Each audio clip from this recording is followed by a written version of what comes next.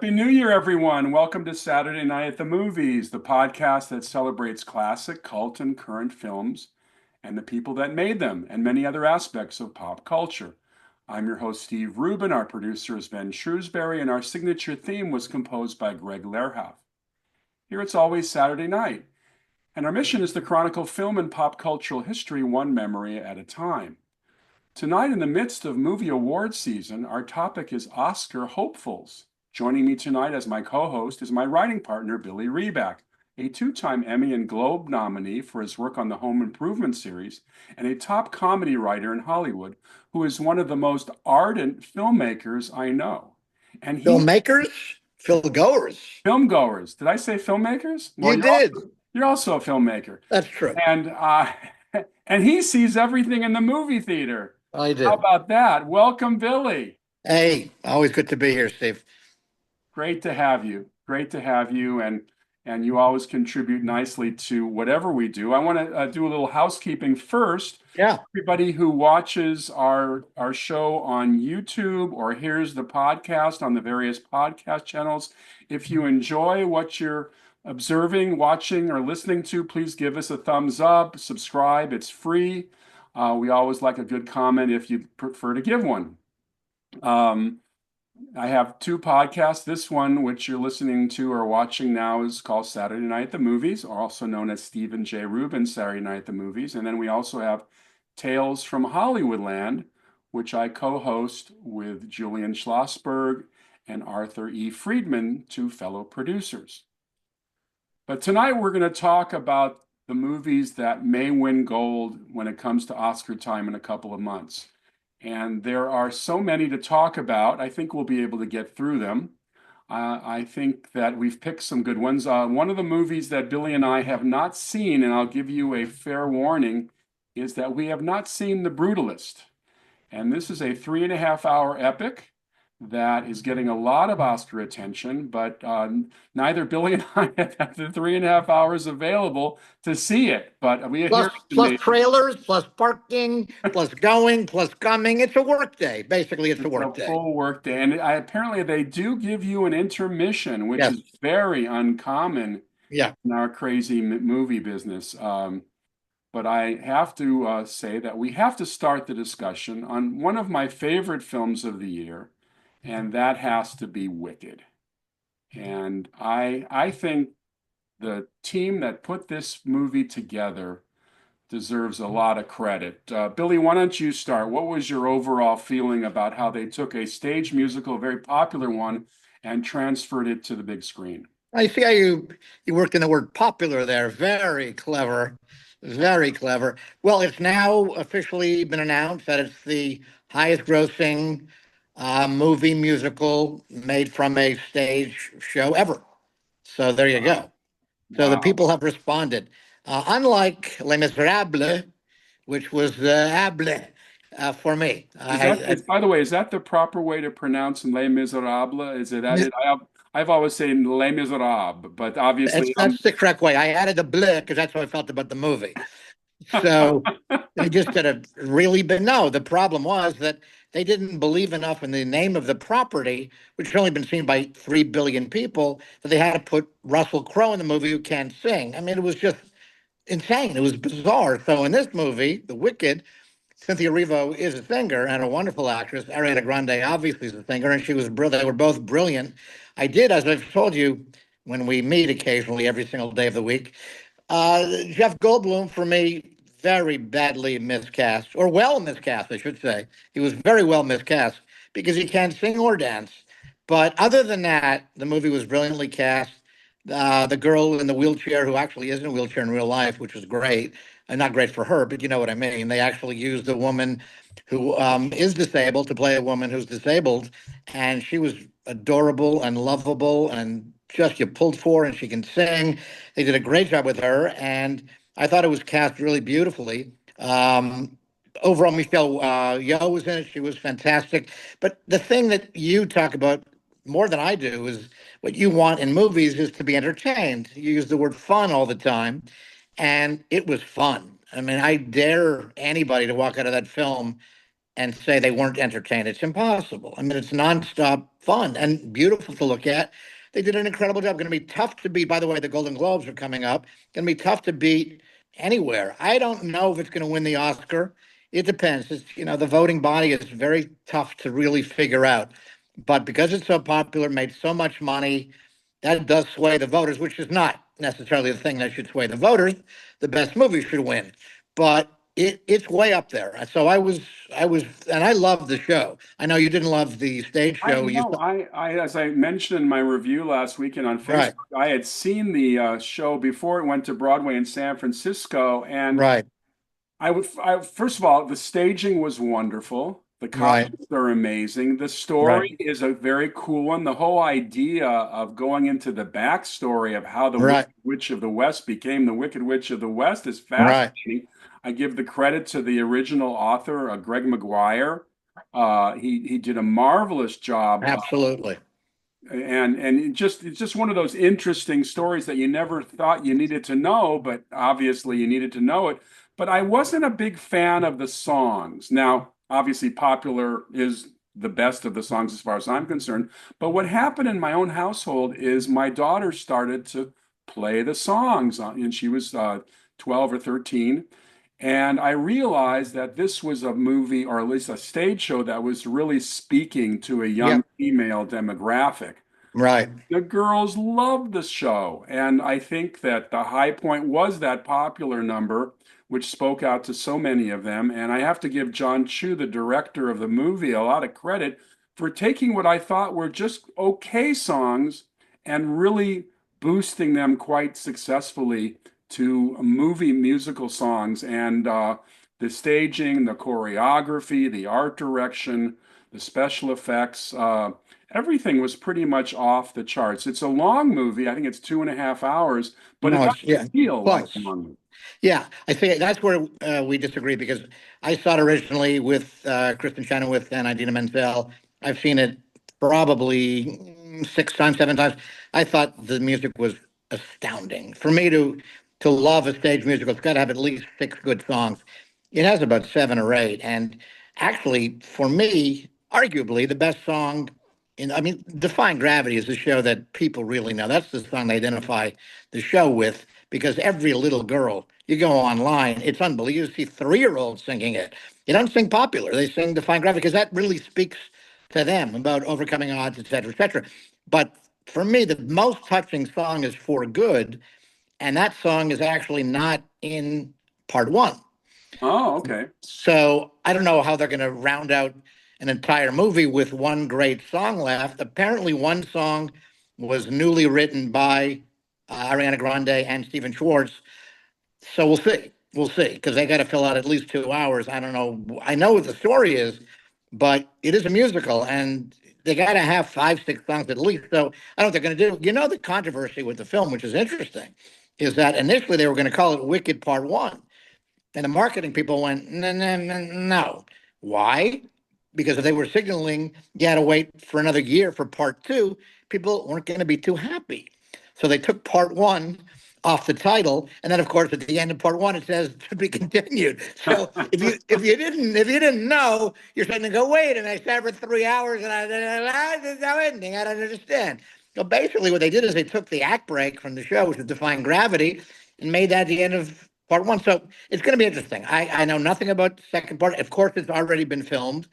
So we'll have to wait and see. But overall, to me, Wicked was a giant success. I think it was great. And to all of you who are hearing this or seeing this podcast, go see this movie in the theater. This is a big screen movie. I know everybody has big screens in their living room now, but this is an even bigger screen entertainment. And I advise everybody to see it on the biggest screen they possibly can see it on. And go back several times. I mean, I know people, my daughter's only seen it 4 times, but I know people have gone back 10 times already. And as Billy said, I love fun movies. I like movies where I walk out of the theater and it just lifts you up. And if you're not dancing down the street, you're at least humming the numbers or you're just feeling good. And since I was a little boy, I always loved the idea of walking out of the movie theater being uplifted and having had fun for 2 hours. But look, that's not to say there's not room in moviedom for films like Schindler's List and Cuckoo's Nest, you Right. don't have to always be dancing. That's true. But True. but certainly in those two movies, you were completely involved and engrossed in the story because it was masterful storytelling. So as long as there's a story that involves you emotionally and you feel so, you have to feel so, otherwise I've wasted my time. If I don't feel anything, whether it's entertained or hopeful or sorrowful or angry, as long as I feel something, I'm okay. Different from you a little bit. And you mentioned about having to see this film in theaters. And then you mentioned early on that I've seen, since the pandemic, I've seen dozens and dozens. It could be up to hundreds, but it's definitely dozens and dozens and dozens, certainly 200 at least, films only in theaters and not just movies like Wicked. Because for me, I don't care how big your screen is at home. If I'm watching a movie at home, I'm watching television. I have to see it. And I just love the idea, as Spielberg has reaffirmed a million times, and many other notable directors. That's why they invented movie theaters. Back then, of course, TV screens were 3 inches by 0 inches. I understand, but I fall asleep when I watch them. It's just not the same. I'll No. go to I go at funny times. I go when it's not packed. I don't have to sit with 3,000 people, but there's nothing like when those curtains part, as opposed to turning the lights off in my living room and watching TV. It's just I don't know. It's not the same. Sometimes I'll invite people over to my house just to talk during the movie, so I'll feel like I'm really in a movie theater. But I don't do that. I don't do that very I'll often. sit 20 feet behind you and throw a popcorn box. Right, exactly, exactly. So anyway, yes, you're certainly right about Wicked, but I encourage everybody. Can I throw in a bunch of movies that I don't know if we have room for this, but a Well, here, bunch of movies let me throw out one next, and then we'll okay, jump into your suggestions because I've got okay. lots of ones too No, here. go. Speaking Your of show. My name's not on the show. It's your show. speaking of music, Yes. the other night I saw a Complete Unknown, which is the Bob Dylan biographical film, and I thought it was just terrific. I thought it was just absolutely terrific. I have to say that I am not a knowledgeable person about the career of Bob Dylan. Obviously, I know his name, I know some of his songs. I'm not really a music person, but I was enthralled. I just thought Yeah. it was interesting. And Timothy Chalamet, who I just saw, and we'll talk about it later, I just saw in the second Dune movie, is just wonderful. It's kind of he's playing a bit of an odd character. I mean, Bob Dylan was not exactly someone who liked the limelight too much, or at least in the movie it shows that he didn't like the limelight too much. What was your take on the movie? Well, thus it lived up to the title, right? I mean, that is a lyric, of course, from like a Rolling Stone. What a great, I think Rolling Stone magazine named it the best song of all time, rock and roll song, uh, like a Rolling Stone. The movie moved me. It was what, again, about another 2.5 hours. I could have sat there for 17 hours. I never even thought about the bathroom. It was, I thought it was special. It took me back to that era. I love the early 60s. I loved folk music anyway. I think I loved it more than, I mean, I'm a huge Peter, Paul and Mary fan. I love that, the Mamas and the Papas. That whole era was incredible. Just masterful songwriting from so many people. Dylan, of course, leading the pack. Dylan, the only songwriter who's ever won a Nobel Peace Prize. Think about that. How incredible is that? So the movie for me was really special. I mean, every song, you talk about you need six good songs in a musical. There were what, 15? And that just was sort of the tip of the Dylan iceberg. I mean, it was incredible. And everybody was great. Everybody was incredible. Edward Norton as Pete Seeger. I grew up because my mother was in love with Pete Seeger. Not really, but you know what I mean. He did his voice flawlessly. Now, Norton is a brilliant impressionist. A lot of people may not know that. He not only did he look like him, but he sounded exactly like him. But he was, for me, part of the soul of the movie. I thought he was amazing. I talk about being moved by a film, and in a way, feeling sorry for a guy who's won every award you can, that being Bob Dylan, because he is uncomfortable as Bob Dylan. There's no question about it. I mean, the whole notion of being a complete unknown, this is just a defensive stance that he takes. He doesn't want to let people in, but in his songs, he does let you into his brain, and he was a spokesman for his time. I mean, think about what was going on in the world back then, and it's in the movies. You see the Kennedy news and the famous Walter Cronkite clip, and stories about the Vietnam War, and it was all that stuff was captured, not focused upon, but you saw the era that he was in, And the material he had to draw upon for his songs, I mean, it was never ending. And he really think about songs like Blowing in the Wind, the times they were changing. The incredible thing that I felt watching that movie was, sadly to say, nothing has changed. It's 60 years later, and every lyric the man wrote, forget prescient. Sadly, it's like it's going to be like this forever and ever. Amen. I mean, think the times they are changing. Oh my God. So that's how brilliant the guy is, and or was, is. I don't think he's written a song like Blowing in the Wind in a long, long time. But he's released about 50 albums. So this man doesn't stop working and touring. But that era was really the magical Dylan time for me. I'm a melody guy and a lyric guy, and I know that it's hard to understand him sometimes. I know the lyrics. I've heard them enough times. I know the lyrics, and I thought the movie was incredible, absolutely incredible. I think in many ways the last few years have been a bit of a golden age of music biography films. I mean, we've seen some wonderful films about Freddie Mercury. Yeah. We've, you know, Well, the director of this, James Mangold, did I Walk the Line, the Johnny Cash movie, which was really fantastic. That's and a few actually, years ago.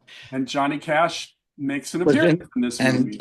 the guy who played him, Boyd Holbrook, I'm assuming is Hal's son, and it's got to be, was unbelievable. Oh, Oh my! it's great.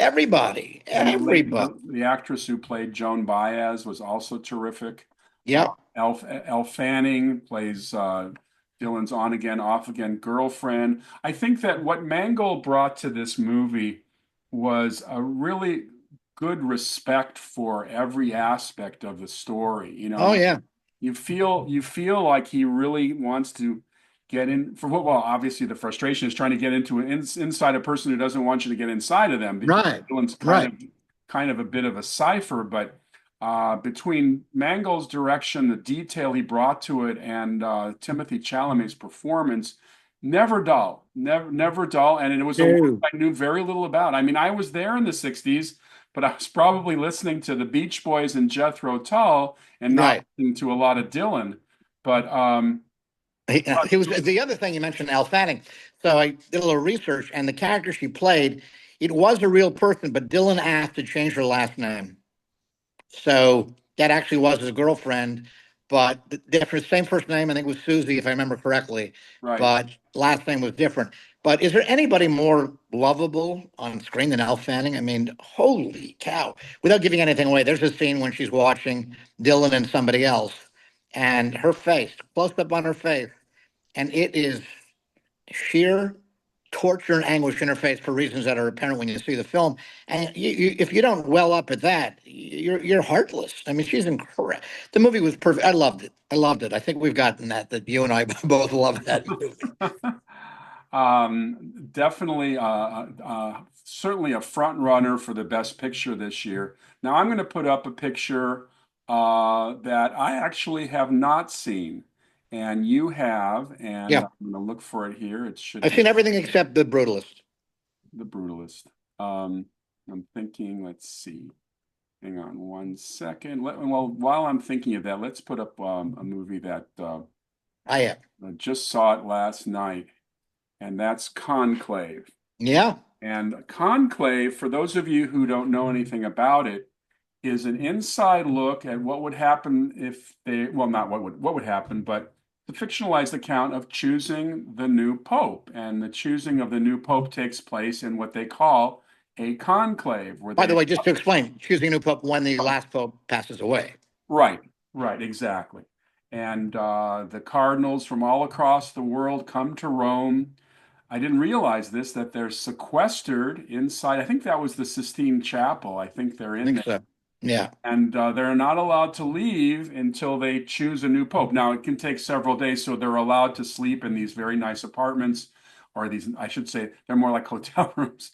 And basically, they eat there, but they can't leave until they choose the pope. And this also has quite a marvelous cast, led by the wonderful actor Ray Fiennes, who, as always, just fascinated with me, going all the way back to him playing one of the most despicable characters in film history, which was the commandant in Schindler's List. right, Uh, right.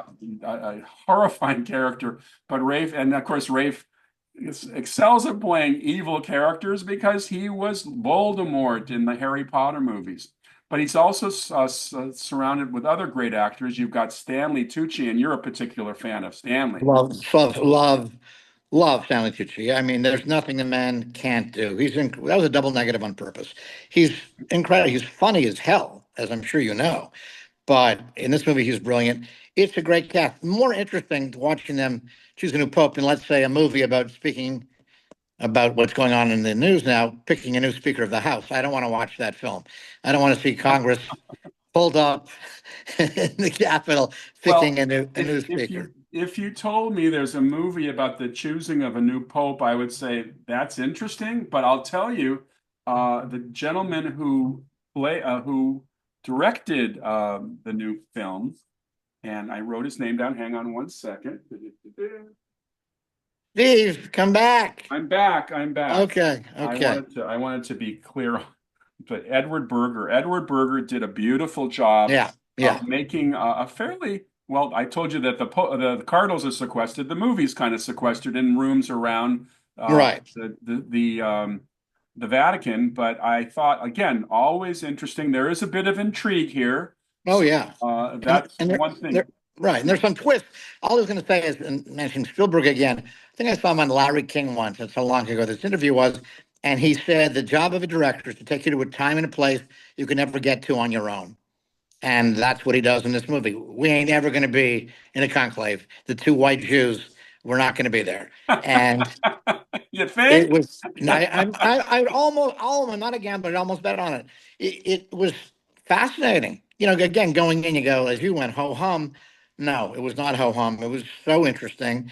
And again, some twists and turns that, And also you've got John Lithgow playing a cardinal. You've got Isabella Rossellini playing one of yep. the sisters, who plays an important part in passing on some information. So all in all, a really interesting movie, and certainly a movie that will probably get some Oscar gold, depending on which category.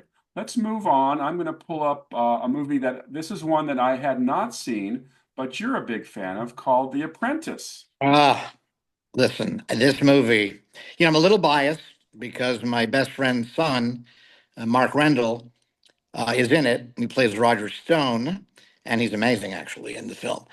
By the It way, tell the audience who Roger Stone is if they don't know who that is. they know who he is. He's one of Trump's sycophants. He was a huge Nixon fan. He has a picture of Nixon tattooed on his body. That'll tell you all you need to know about Roger Stone. This is an evil man who, of course, was pardoned by Trump. I think you're seeing my political inclinations here. But anyway, the thing about The Apprentice, what they managed to do in this film, which was not an easy task at all, and Sebastian Stan is genius as Trump, and Jeremy Strong as Roy Cohen. He's my pick to win the Oscar for Best Supporting Actor. I think he's astounding in this film. But Sebastian Stan managed to make Trump somewhat, don't attack me, somewhat likable and sympathetic. It's kind of incredible. I'm not going to say you walk out of there feeling sorry for him, but you kind of understand the horrific family he came from. His father was an ogre. His mother was always sick. She was not around. And he was kind of a big loser in the halcyon days. And then he fell under the spell of Roy Cohn. And the rest, as they say, is history and history to come. But both Sebastian Stan and Jeremy Strong did a remarkable job. And it's something very interesting about this film, which is very sad because I met Sebastian Stan at a screening, and he confirmed what I'd read, which is they were going to do a round table with him and other actors who are not named in the story, just to discuss the Oscar chances, et cetera, et cetera. And all the other actors who were going to be part of it refused to appear at a round table with a guy who played Donald Trump because they didn't want to in any way lend sort of publicity, authenticity, support for a movie that ultimately denigrates Trump. And it was really kind of a horrible comment on this town and how people are so afraid of their own shadows. And I mentioned this to Sebastian and my new best friend Sebastian, and it's hard when a guy has two first names. You know, so you can't call him Stan. It sounds weird, but you know what I mean. And he wasn't angry. He was just really disappointed, like a kick in the solar plexus. He just went, well, what is the matter with people? It's just a movie. And as I said, he made him somehow sympathetic in the early days. So I thought the movie was so well done. It was gone pretty fast, and it's a shame. We'll see if Hollywood ultimately has any balls at all. And at least Jeremy Strong, in my estimation, has to win the Oscar for Best Supporting Actor. But I've been wrong many, many times before. For those of you who follow the TV series Succession, Jeremy was very much a part of that show's Yeah. success. And He's now, also, by the way, let me mention parenthetically, in another movie, very different, called, appropriately enough, A Different Man, which is a very tough movie to watch. But he plays a very badly, I don't think you can call him disfigured, a real guy who's also in the film in a very interesting, surprising way, who's born, it's like he makes the Elephant Man look like Burt Reynolds at 22. I mean, it's a horribly grotesque face. He's just born that way. It's a terrible affliction.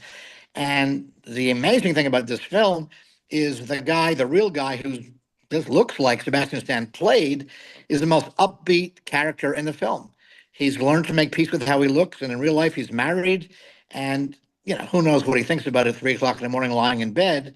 But it's kind of an amazing. I'm not going to give away the plot. It's very intricate, but Sebastian Stan is brilliant in a whole different way in this movie. If you can stand to look at a film that's tough to look at, I would check out A Different Man. He's amazing. So just wanted to throw that in. sure. Well, here's a movie that I found was an unexpected positive surprise. It's Anora, Yeah, and I had heard very little about it, but it was starting to get a lot of attention. And I watched it with Elisa, my wife, and it's a very compelling movie. Sean Baker, who directed it, hasn't done a lot of films, but he's done some very, very interesting and popular films. One of them was Red Rocket, which I know you know. loved it. Loved it. And then he did something called The Florida Project, which was Saw also that. very Loved it. popular. Yep. Yep. But Yep. this is Red Rocket was kind of an edgy piece because it was Yeah. about a porn star. This Right. this is an amazing, pretty much film debut. Although I think she's done some other films, but certainly a breakout performance by an actress named Mikey Madison, who Yep. plays the title character, who essentially is introduced as a lap dancer in a New Jersey strip club, and she meets the son of an oligarch who falls for her. And basically, the movie is essentially what happens when the oligarch finds out his son is about to marry or is married to a, She's a a sex worker. Let's call it what it sex is. worker. Exactly.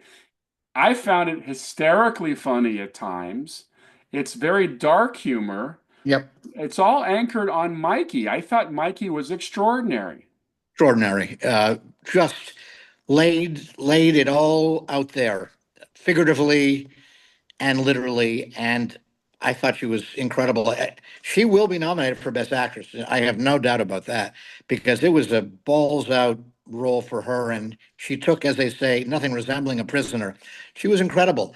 The guy who played, I can't remember his name now. It's a Russian actor, or he could be Ukrainian. I can't remember. But the guy who played the lead goon was amazing. And then the guy that she, without giving anything away, they have kind of some tender moments together. He was also heartbreaking because he didn't want to go along with hurting her. I mean, there are some scenes where they kind of torture her so she won't marry the kid, but they do it somehow. It starts out funny, then it becomes terrifying. It really hits a lot of notes. It's really interesting and a surprising film. The thing about Sean Baker, the first two movies he did, the budget was $108. He had an actual budget on this film, and it's not like he wasted it. It's kind of on the screen. I don't know what the budget was, but it was a lot more than those other two films that you mentioned. And you saw it on the screen. He did an amazing job for his first kind of big film, but it was cast brilliantly. The kid who played the Russian oligarch's son was such a dweeb doofus, but a little more interesting than just that. He had a few more sides to him than just that. And again, it was entertaining. It was an easy film to watch. In some places, it was not. but you were not bored. No way you could be bored by watching that film. Mikey's performance reminded me a little bit of the edge that Emma Stone brought last year to Yeah. Poor Things. Yep. Yep. Yep. Obviously, she won the Oscar for Best Yep. Actress last year. Obviously, I mean, not obviously, but I think that there's a certain resemblance in how far she would go. And Mikey, it's funny. I was staring at Mikey the whole movie, and I said, I know this actress. I know this actress. And it turns out one of my favorite films of the last 10 years, which is the Tarantino film Once Upon a Time in Hollywood, she was one of the two women who invade Leo's house at the end. And and she not only gets a hot foot in the experience, but a lot more than that. Yeah, yeah, yeah, yeah, yeah. No, she's been kicking around. See, the thing about Emma Stone winning, that's why the Oscars sometimes have no credibility because she's so popular for good reason, by the way. The Academy loves her. So if she won, it's not necessarily perfect cinema geometry, but if she won, Mikey Madison absolutely should win.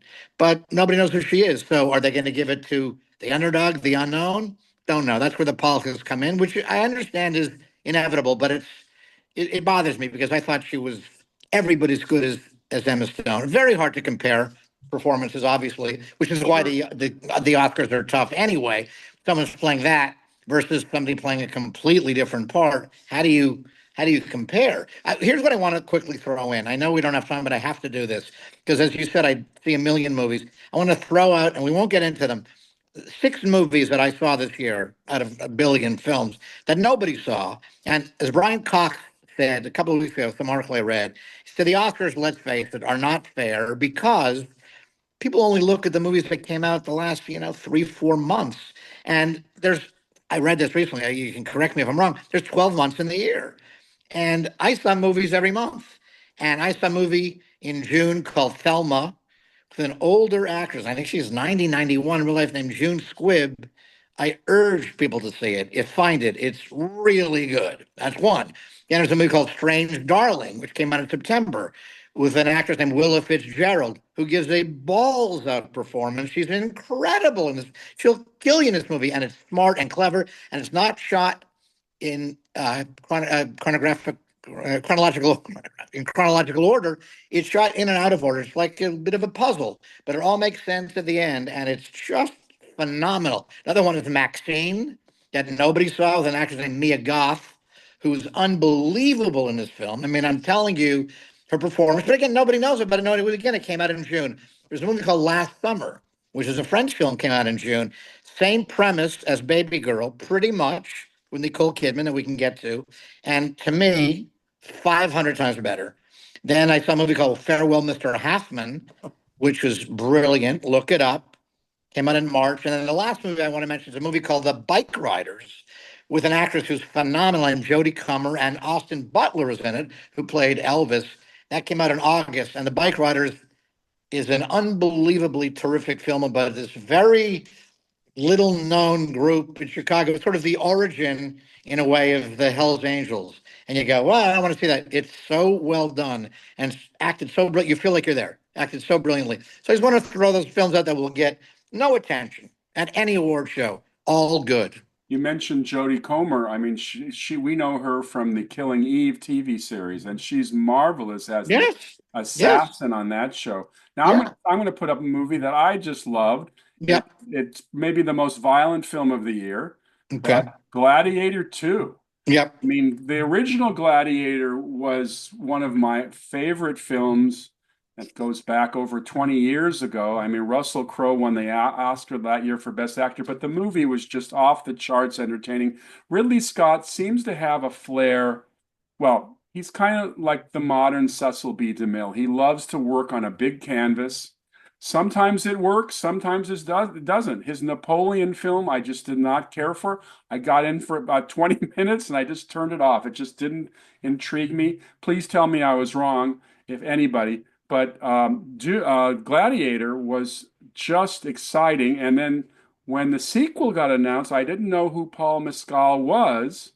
And he's basically playing the lead in this movie. And I thought he was terrific. I really did. I thought he was terrific. But I'll tell you, the person who seems to steal the movie is Denzel Washington. And I know that you're not a fan of his Brooklyn accent. See, you're more forgiving. You're just a much nicer person than I am. I know you look. I think Denzel is an incredible actor, incredibly powerful, but with the white cap teeth that didn't exist, as far as I know, in ancient Rome. And he's from Mount Vernon, New York, and that's what he sounded like. And everybody's at least, it takes place in ancient Rome. I understand they're not going to do Italian accents. It's not the conceit that Hollywood utilizes. They're all doing pretty much Brit accents. And then he comes on, hey, what's going on here? And I'm going, wait a minute, what? What? Come on, stop. And he's getting all these accolades. Look, I know you loved him. I thought he was horrendous and completely miscast.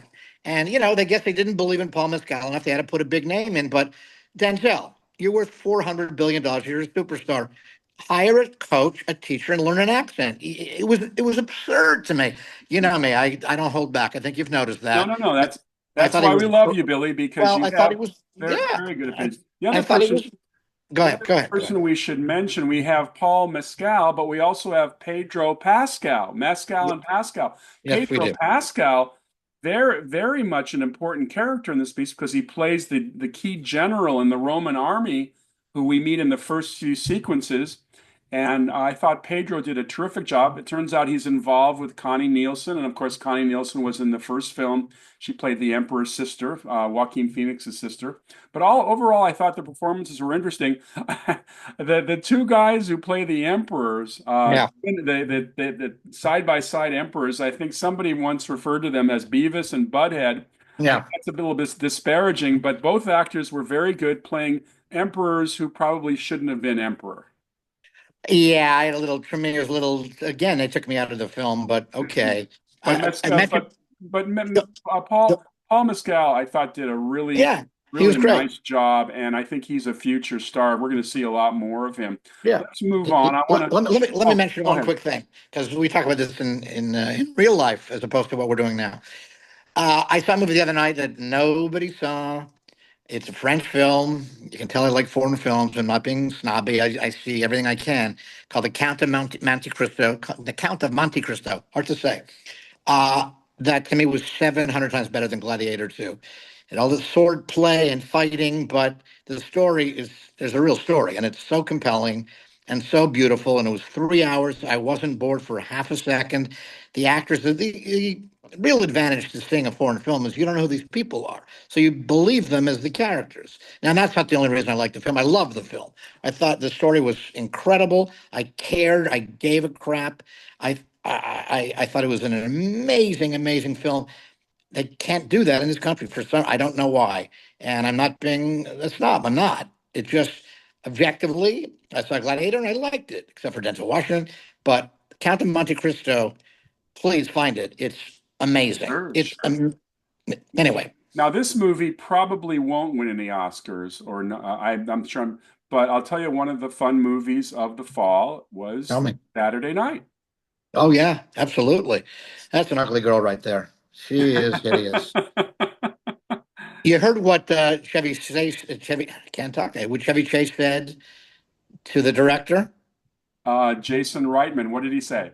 at a party. He said, "You should be embarrassed." And Wow. Re- and Reitman, he's not sure if Chevy was just screwing with him or not. Probably wasn't, because Chevy wasn't really painted in the nicest of lights. But the movie was great. They squeezed a lot of stuff into whatever it was, 95 minutes. It was, there's your word again, fun, fun, fun. The casting was genius in this film. Thought it Yeah, was incredible. many of the actors look so close to Oh the my actual God. performers. Oh, I oh, thought that was great. And then it's one of those 2 hour movies that kind of almost take place in real time. They're following yeah. the first episode of Saturday Night Live, which, if it doesn't work out, may not debut. In Right. fact, Well, it's the lead up. It's the lead up to the live taping. right. So the live airing and subsequent taping. They did an amazing job. And I'll be very honest, I'll be going to be very iconoclastic now. I liked it better than I've ever liked Saturday Night Live. I thought it was funny But and moving and interesting. you were living in New York when that show was on the air. Did you have any interaction with anybody from the show? Did you ever hang out with anybody? All I will know, but I will tell you that like, maybe I can throw this in that because I was a stand-up comic for 19 years, and first time I ever had a joke stolen from me was by Saturday Night Live. I was going on at the Improv, and we used to hear that Saturday Night Live writers would show up, but who knows what a writer looks like. And I went home to Montreal, my hometown, for some Jewish holiday. I was watching Saturday Night Live, and I saw my joke that I had done earlier that week, done verbatim on Weekend Update. I'll just tell you quickly the joke because it's kind of funny. Uh, there's a professor backwards. It was an actual act, and his whole thing was audience could yell out anything. He could immediately write it backwards on the blackboard. It's kind of amazing, and no trick. That's he had a crazy ability. So anyway, it turned out that he had died and he drowned. And the joke was nobody understood him when he yelled out "play, play." Help, help. Right. And I'm watching the show going, I just did that joke like 3 nights ago. I can't. So that was my connection. That was my only connection with SNL. But love the movie. Totally with you on that. If you recognize the actor here who's playing Gabrielle, what's his name? uh, Playing Lorne Michaels, I think, right? Lorne Michaels, he was wonderful. He played the lead in the Spielberg movie Meet the Fablemans. Right, So right. I thought he was very good playing. Yeah, yeah, absolutely. Absolutely. Let's move on here. This was an interesting movie. Uh, not as well known, and I don't know if it's open yet, but it's called A Woman of the Sea. Oh no, it opened months and months and months Oh, ago. it did go. Okay, Oh so yeah. this is Daisy Ridley. Daisy Ridley plays the first woman to swim the English Channel. And I know we had the movie last year with Diana Nyad and Annette Bening. Annette Bening, exactly. But this is a different movie. It's a Right. period piece, and I thought it was really well done. The director was Joachim Ronnie. I think he may be Swedish, but it's another movie that really gets into the head of a real figure and the challenge facing a woman at that time. This is the 1920s to swim the channel with all of its obstacles was fascinating, and I thought Daisy did a really good job. Of course, we know her from the Star Wars reboot. She's a major character in the Star Wars reboot, but I thought this was a movie that should get some attention. And then I missed the movie, unfortunately. I must admit I can't see everything, so that one slipped by. But I heard it was great, so I'm with you on that. even Shohei Ohtani misses a few swings once in a while, so you're He, for. he does. This Now this movie is also getting a lot of Oscar attention, and it's a very odd film. It's called Emilia Perez. And I have here on for those of you who are looking at the video on YouTube, I have Zoe Saldana, right? thank you, Zoe Saldana, who is one of my favorite actors. I've loved her for years. She's in so many good movies Yeah. and always very likable. And this is an interesting film. Did you saw this one, Billy, Oh didn't yeah. Oh yeah. you? Interesting, ballsy, out there film. Zoe, so is it Zoe or Zoe? I'm never sure. But she sings in this film. She dances. She's heartbreakingly lovable in this film. She's in a very, without giving anything away, in a very dicey situation, kind of holding back a secret. The other lead is a woman who's a trans woman in real life, and she plays that character. The premise is very interesting. I like the film. I like the film. It took a lot of chances. The music was amazing. Not my kind of music necessarily, but I thought it had an incredible beat. And the story is very compelling. I didn't love the film, but I liked it, and I gave them major kudos for taking some incredible chances with this film. So, again, it's a little bit of a politically correct film. I don't know if it's going to win. It'll for sure be nominated. What's it being nominated for the Golden Globes? You know, offhand? I think it's up for Yeah, best musical or right. comedy. But it's gonna, Yeah, yeah, but it's not going to beat out Wicked, though. Obviously, right? no, it's not going to beat out Wicked. The Globes has that interesting thing where they split the movie nominees, which Right, it's not a horrible idea because more movies get some attention. right, right, You're right. Wicked has it definitely going to win Best Musical. It would shock me if it didn't. Uh, right, but then right. yeah, the Globes are never really shocking. It's it's the Oscars that can sometimes be totally shocking. And uh, Well, I read something the other day that I think the Globes have predicted the Oscar winner 7 out of the last 15 years. So don't look to it to tell you anything. It's not necessarily a harbinger of things to come. So we'll see. It'll be interesting, but it means nothing pretty much vis-a-vis the Oscars. Now this is a movie I know you didn't care for, but I thought Blitz was a very interesting historical piece. No, no, don't get me wrong. I like Blitz. I Oh, just you don't did. know one person who's seen it. Oh, okay. So, Not just where Philip, there's not a no. lot of buzz about Blitz, or maybe there's not a lot of Blitz about buzz. It's people are not, it wasn't out for very long. It just didn't get a lot of play. No, I like it. Look, she's incredible. I'm a huge, Saoirse Ronan is wonderful. She plays the mother of a young boy and in London during the Blitz, which of course was the intense bombing campaign by the German Air Force to obliterate London. And I have to say that the filmmaker, in this case, it was Steve McQueen, the filmmaker of, who's done some amazing directing jobs, very yep. well thought of. Um, I thought he did an interesting job of really making you feel like you were in the London Blitz. There have been many movies over the years that have showed aspects of what it meant to be in London during the heavy bombing, but this was perhaps one of the most visceral experiences where you felt the terror that went on. And the basic plot is that she sends her child, like many English families did at the time, up north, away from the fighting, the bombing, to protect the children. And her son, her only son, doesn't like the idea. He literally jumps off the train and heads back to London, and now it's a search for that. It's really well done. I have to say it was one of my favorite films, and I think it'll win some technical awards, but I Maybe. I think it probably won't get one of the major prizes, et cetera. Now, Yeah, I don't think it's up for anything in the Globes because I did, excuse me, quickly peruse the nominations. I don't think I saw the word Blitz anywhere, but I could be wrong. I don't think, unfortunately, I don't think it has a chance. But did I like it? I did. I watching the kid. The kid was incredible. I kept thinking this was like Oliver without the songs. He's going from place to place, and people are taking advantage of him. There's even a character that's very much like Fagin in the movie. Oh yeah, Uh, no, there right? was definitely a Dickensian feeling about Yes. some of the things because Right. the little kid all of a sudden turns out to be he's anyway. We shouldn't give it away because people haven't seen it. Right.